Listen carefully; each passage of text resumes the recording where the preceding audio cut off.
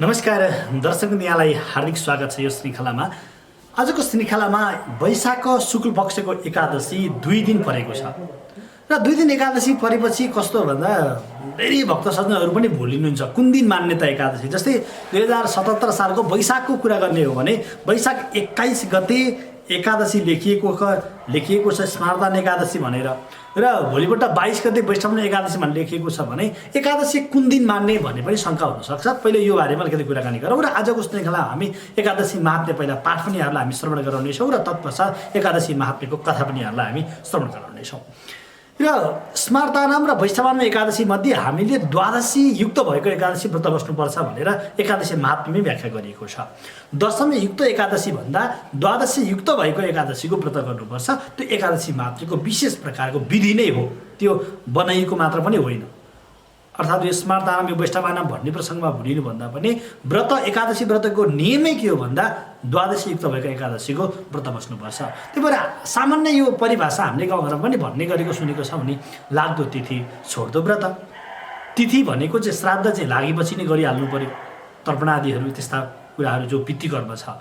तर व्रतहरू छन्, यस्ता अनुष्ठान छ भने चाहिँ छोड्दो व्रत भनिन्छ।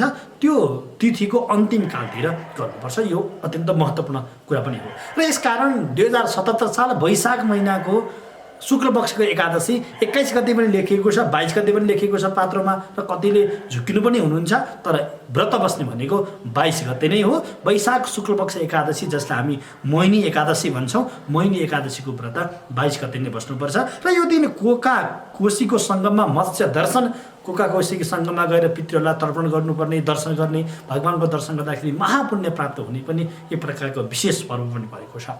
दर्शकबिन्दु यो त भयो एकादशी कहिले मान्ने भनेर जुन शङ्का थियो, त्यो शङ्का 17 सालको वैशाख शुक्ल पक्षको एकादशीको बारेमा हामीले कुराकानी गरिहाल्यौँ। अब यहाँहरूलाई बोध भइसकेको छ 22 गते नै गर्ने भनेर धेरैलाई पनि थाहा भइसकेको हुन्छ। यहाँहरू त्यो व्रतको लागि तयारी पनि भइसक्नु भएको छ। अब एकादशीको हामी पहिला पाठ श्रवण गराउँछौँ यहाँहरूलाई, अनि कथा श्रवण गर्छौँ। फेरि यहाँलाई लाग्ला यो संस्कृत पाठ बुझिँदैन, नबुझेपछि नगरेको भए पनि हुन्थ्यो, बरु नेपालीमा मात्र भनिदिएको भए हुन्थ्यो जस्तो लाग्छ होला। तर संस्कृत यस्तो प्रकारको भाषा हो जुन बुझे पनि नबुझे पनि जाने पनि नजाने पनि सुन्नुपर्छ। त्यो संस्कृतको पाठ सुन्नाले मात्रै पनि पुण्य प्राप्त हुन्छ। किन भन्दा संस्कृत देवा भाषा हो नि त।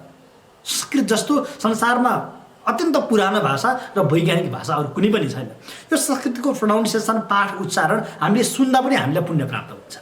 अनि यतिखेर पनि लकडाउन छ, धेरै भक्त सज्जनहरू आफ्नै घरमै बस्नुभएको छ भन्ने बित्तिकै गुरुहरूबाट पाठ श्रवण गर्न पनि गाह्रो छ। अब यहाँहरूले विभिन्न युट्युबमा पनि पाउन सक्नुहुन्छ एकादशी कथा, अरू विभिन्न गुरुहरूले पनि राख्नु भएको छ युट्युबमा कथाहरू। तर यहाँहरूले युट्युबमा पाठ श्रवण गर्ने भनेको हाम्रो गोसाइकुण्ड टेलिभिजन मात्रै हो, गोसाइकुण्ड युट्युब च्यानल मात्रै हो। यहाँहरूले यो हामी दावेदारका साथ भन्न सक्छौँ। यसकारण म आग्रह गर्छु यो यहाँहरूले धेरैभन्दा धेरै भिडियो सेयर गरिदिनु होला। किन भन्दा यहाँले यो भिडियो सेयर गरेर अरूले कसैले एक श्लोक मात्रै भए पनि पाठ सुनिदिए भने त्यो पुण्य तपाईँलाई पनि आउँछ नि त आखिरी। किन भन्दा हजुरको थ्रोबाट कसैले संस्कृत एक श्लोक भए पनि पाठ सुन्न पाएका छन्। आखिर संस्कृतको फेरि एक श्लोक मात्र सुनियो भने पनि भागवतकै अथवा अन्य पुराणले पनि व्याख्या गरेको छ, एक श्लोक, आदि श्लोक, पुरै अध्याय, पुरै स्कन्द, पुरै ग्रन्थ जति सुन्दा पनि पुण्य प्राप्त हुने कुरा त शास्त्रमा लेखिएको छ। यसकारण म आग्रह गर्छु यो भिडियोको आरम्भमै पाठ गर्नुभन्दा अगाडि आरम्भ गर्छु यहाँहरूलाई म कामना गर्छु, अनुरोध गर्छु यहाँले यो भिडियो सेयर गरिदिनु होला र हाम्रो च्यानललाई पहिलोचोटि हेर्दै हुनुहुन्छ भने सब्सक्राइब पनि गरिदिनु होला, यो आग्रह गर्छु। अब नै म आजको एकादशीको प्रसङ्ग जुन वैशाख शुक्ल एकादशी मोहिनी एकादशी भनिन्छ, यो एकादशीको पाठ यहाँहरूलाई पहिला गरेर सुनाउनेछु। तत्पश्चात पाठभित्र रहेका कुराहरूलाई हामी सारांशगत रूपमा यहाँहरू माझमा कथा पनि राख्नेछौँ। ओम नमो भगवते वासुदेवाय। वैशाख शुक्ल एकादशी कथा प्रारभ्यते। युधिष्ठिर उवाच वैशाख शुक्ल पक्षे तु किं नाम एकादशी भवेद् किं फलं कोविदिस्तस्या कथयेष जनार्दन। श्रीकृष्ण उवाच कथयामि कथामेतां शृणु त्वं धर्मनन्दन। वसिष्ठो याम कथयेद् पुरा रामाय पृच्छते। श्रीराम उवाच भगवन् श्रोतुमिच्छामि व्रतानामुत्तमं व्रतं सर्वपापक्षयकरं सर्वदुःखनिकृन्तनं। मया दुःखानि भुक्तानि सीताविरहानि वै ततोऽहं भयभीतोऽस्मि पृच्छामि त्वं महामुने। वसिष्ठ उवाच साधुभीष्टं दया राम तवैषा नैष्टिकी मतिः त्वन्नाम ग्रहणेनैव पूतो भवति मानवः तथापि कथयिष्यामि लोकानां हितकाम्यया पवित्रं पावनानां च व्रतानाम् उत्तमं व्रतम् वैशाखस्य शिते पक्षे द्वादशी रामया भवेद् मोहिनी नाम सा प्रोक्ता सर्वपापहरा परा मोहजालात् प्रमुचेत पातकानां समूहतः अस्या व्रतप्रभावेण सत्यं सत्यं वदाम्यहम् अतस्तु कारणाद् राम कर्तव्यैषावादृशये पातकानां क्षयकरी महादुःखविनाशिनी शृणुषैकमना राम कथां पुण्यप्रदां शुभाम् अस्याः श्रवणमात्रेण महापापं प्रणश्यति सरस्वत्यास्तते रम्ये पुरी भद्रावती शुभा द्युतिमान् नाम नृपतिस्तत्र राज्यं करोति वै शुभं सद्भवो राम द्युतिमान् सत्यसङ्गरः तत्र वैश्यो निवसति धनधान्यसमृद्धिमान् धनपालैः ख्यातः पुण्यकर्मवर्तकः प्रपासत्राध्यायतनः तडागारामकारकः विष्णु भक्तिपरः शान्तस्यासन् पञ्चपुत्रकाः सुमना द्युतिमां शैव मेधावी सुकृति तथा पंचमो दृष्टबुद्धिश्च महापापरतः सदा वारस्त्रीसङ्गनिरतो बीतगोष्ठी विशारदः द्यूतादि व्यसनासक्तः परस्त्रीरतिलालश न देवानातिथिं वृद्धान् पितृं सैव द्विजानपि अन्यायकर्ता दुष्टात्मा पितृद्रव्यक्षयङ्करः अवक्ष्यवक्षकः पाप शुरापानरतः सदा वेश्याकण्ठक्षितर्बाहुर्भ्रमन् दृष्टचतुष्पदे पित्रा निष्कासितो गेहाद् परित्यक्तस्य बान्धवैः स्वदेहभूषणान्येव क्षयं नीतानि तेन वै गणिकाभिः परित्यक्तो निन्दितश्च धनक्षयात् तत् चिन्तापरो जातो वस्त्रहीनः क्षुधार्दितः किं करोमि क गच्छामि केनोपायेन जीव्यते तस्करत्वं समारब्धं तत्रैव नगरे पुनः गृहीतो राजभूषये मुक्तैष पितृगौरवाद पुनर्बद्धः पुनर्मुक्तः पुनर्मुक्तः ससम्भ्रमैः दुष्टबुद्धि दुराचारो निबद्धो निगडे दृढे कसाघाते ताडितस्य पीडिते स पुनः पुनः न स्थातव्यं हि मन्दात्मन् मतस्त्वं मद्दिशगोचरे एवमुक्ता ततो राज्ञा मोचितो दृढबन्धनात् निर्जगाम भयातस्य गतोऽसौ गहनं वनं क्षेत्रे सापीडितश्चायमिति चेतस्य धावति सिंहवन्निगणानाशौ मृगशूकरचित्तवान् आमिषाहारण्यतो वने तिष्ठति सर्वदा करे सरासनं कृत्वा निसङ्गप्रेषसन्ततम् अरण्यचारणो यन्ति दक्षिण च चतुष्पदां चकौरप्च मयूरां च कङ्कां स्थितिरमूषकान् यतनन्हन्ति नित्यं तिष्ठधिर्निकृतर्णय पूर्वजन्मकृते पापै निमग्नः पापकरदमे दुःखशोकासमाविष्ट चिन्तयन् शोप्यनिर्निशम कौटिन्याश्रमपदं प्राप्तपुण्यवशात् क्वचित् माघवे मासितान् हव्यं कृतस्थानं तपोधनम् आससाद दृष्टबुद्धिः शोकभारेण पीडितः तद्वस्त्रबिन्दुस्पर्शेन गतपाप्यः दाशुभ कौण्डन्यश्चाग्रतस्थित्वा प्रत्युवाच कृताञ्जलिः दृष्टबुद्धिरुवाच प्रायश्चित्तं वद ब्रह्मं विना एतेन यद् भवेद् आजन्मकृतपापस्य नास्ति वित्तं ममाधुना ऋषिरुवाच श्रेष्ठकमना भूत्वा येन पापक्षयस्तव पैशाससिते भक्षे मोहिनी नाम नामद एकादशी व्रतं तस्मात् कुरु मद्वाक्यनोदितः मेरुतुल्यानि पापानि क्षेम नयति देहिनां बहुजन्मार्जिता एषा मोहिनी सम्पोषिता इति वाक्यं मुने श्रुता दुष्टबुद्धिर्हसन्नृति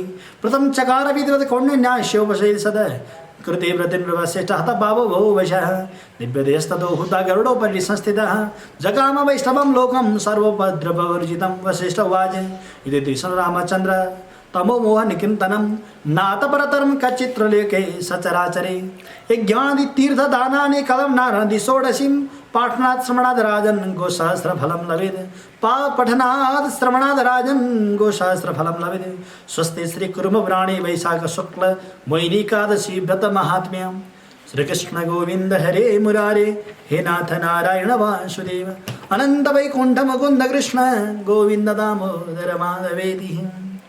दर्शक यहाँलाई हामीले पाठ श्रवण गरायौँ। यति पाठमा त श्रवण गरे भने पनि वैकुण्ठ गति प्राप्त हुन्छ, सारा पापहरू नासिन्छ भनेर यो कुर्म पुराणको प्रसङ्ग आजको प्रसङ्ग हो, लेखिएको छ कुर्म पुराणमा। अब यसको सारांशगत कथा पनि श्रवण गरौँ। युधिष्ठिर र भगवान श्रीकृष्णको संवाद एकादशी महात्म्यको प्रसङ्ग हो। त्यही बेलामा भगवान श्रीराम को र वशिष्ठ गुरुको बिचको संवादको प्रसङ्ग उठाइएको छ र त्यही बेलामा भगवान् श्रीरामले वशिष्ठ गुरुलाई प्रश्न सोध्नुभयो। भगवान् श्रोतुमिच्छामि व्रतानाम् उत्तमं व्रतं सर्वपापक्षयकरं सर्वदुःखनिकृन्तरं। हे प्रभु, हे गुरुदेव, सबै प्रकारको दुःखबाट गति प्राप्त गरिने त्यस्तो अत्यन्त राम्रो व्रत के छ बताउनुहोस् भनेर वशिष्ठ गुरुसँग भगवान् श्रीरामले सोध्नुभयो। अनि जोड्नुहुन्छ भगवान् श्रीराम, हे गुरुदेव, यहाँलाई अवगत नै छ, मया दुःखानि भुक्तानि सीता विरजानि वै ततोऽहं भयभीतोऽस्मि पृच्छामि त्वं महामुने। हे महामुनि, सीता मेरो पासबाट रावणले हरण गरेर लिएर गएपछि म सीताको विरहमा अझ बडो दुःखी भएको छु, चिन्तित भएको छु। यसकारण मलाई यो कुरा बताउनुहोस् भनेर वशिष्ठसँग भगवान् श्रीरामले सोध्नुभयो। अनि वशिष्ठ गुरुले भन्नुहुन्छ, हे राम, त्वन्नाम ग्रहणेनैव पुतो भवति मानव। हे राम, तिम्रो नाम ग्रहण गर्नाले पनि मान्छे पवित्र हुन्छन्, तर तिमी आफै केही थाहा नभए जस्तो भनेर सोध्दैछौ। लोकको हितको लागि लोकानाम हित काम्यया। वशिष्ठले भन्नुभयो, एउटा व्रतमा पनि अत्यन्त उत्तम व्रत छ, त्यो हो वैशाख शुक्ल पक्षको एकादशी, जो सीते द्वादशी रामया भवेत् भन्नुहुन्छ। द्वादशी युक्त भएको एकादशीको व्रत बस्नुपर्छ। उनको नाम हो मोहिनी एकादशी। उनको जसले व्रत गर्दछ भने मोहजालात प्रमुच्यत पातकानां समूहत, मोहजालबाट त्यो छुटकारा पाउँछ र एक समूह पाप गरेको भए पनि त्यो पातक पनि नासिन्छ। मैले सत्य कुरा बताइराखेको छु भनेर वशिष्ठले राम भगवानलाई आरम्भ गर्नुहुन्छ। एउटा सानो कथा जोडिन्छ। सरस्वती नाम गरेको तटमा एउटा द्युतिमान नाम गरेका राजा बस्नुहुन्थ्यो। अत्यन्त धनवान थिए ती राजा। ती राजाका धेरै धेरै सन्तानहरू थिए। सुमना द्युतिमान चाहिँ मेधावी सुकृति तथा उनका धेरै छोराहरूमा सुमना द्युतिमान मेधावी सुकृति र दृष्टबुद्धि नाम गरेका उनका 5वटा पुत्रहरू थिए। र त्यो दृष्टबुद्धि नाम गरेको 5औं सन्तान अत्यन्त दुष्ट थियो। पाप कर्ममा लीन हुने, नराम्रो सङ्गत गर्ने, नराम्रो कुरो खाने, यस्तो प्रकारबाट लिप्त थिए। राजालाई अरू सबै कुरा सन्तोष थियो, तर एउटा छोरा मूर्ख भएको हुनाले गर्दा राजालाई मनमा चिन्ता पर्यो। अनि राजाले विचार गरे, अब राज्यबाट निष्कासन गरिदिनु पर्यो भनेर निष्कासन त गरिदिए, तर दिउँसो अन्त्य गएर बस्थ्यो। अनि राति आफ्नो दरबारमा, आफ्नो बाबुको दरबारमा आएर त्यो बस्दथ्यो। यसरी धेरै समय बिते। फेरि सारा प्रजाले गएर कुरा लगाउन थाले, राजन तपाईँको छोराले चोरेको छन् भनेर कुरा लगाउन थाले। कति प्रजाले बाध्दथे। यहाँ लेखिएको छ, पुनर्बद्ध पुनर्मुक्त, पुनर्मुक्त ससम्भ्रमै, कहिले बाँध्थे, कहिले छोड्थे, कहिले झारखानमा राख्थे। यस्तो धेरै कुरा गर्दै गर्दै गर्दै उसले आफ्नो जिन्दगी बिताउन थाल्यो। एक दिन यस्तो निर्जल वनमा पुगे ती दृष्टबुद्धि, जहाँ कुनै खानेकुरा पनि केही पनि पाएनन्। विभिन्न चकोर, मयूरांश भनिएको छ, चकेवाहरू, मयूरहरू, विभिन्न प्रकारका पशुपक्षी भएको घनघोर जङ्गलमा पुगे।